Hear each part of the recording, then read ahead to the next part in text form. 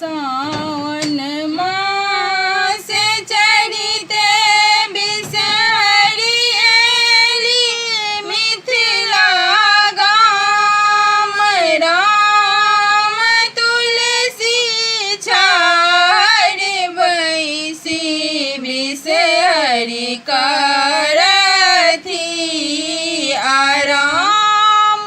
राम तुलसी छाड़ बैसी बिसहरि करथि आराम। दरस देखली बिसहरि सुनर रूप। राम पियर साड़ी सजल बिसहरि लागती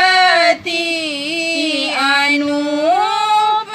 राम पियर साड़ी सजल बिसहरि लागती अनूप।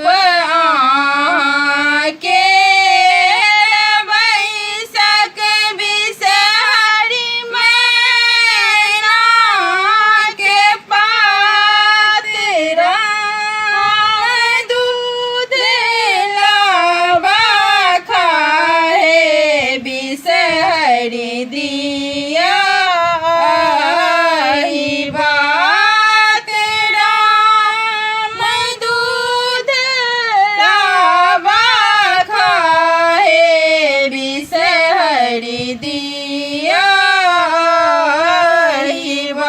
हाथ हमरो लाए कखनो बिसहरि लियौ कान सोचि। राम मांगी सिया बेटी बिसहरि भरि दियौ।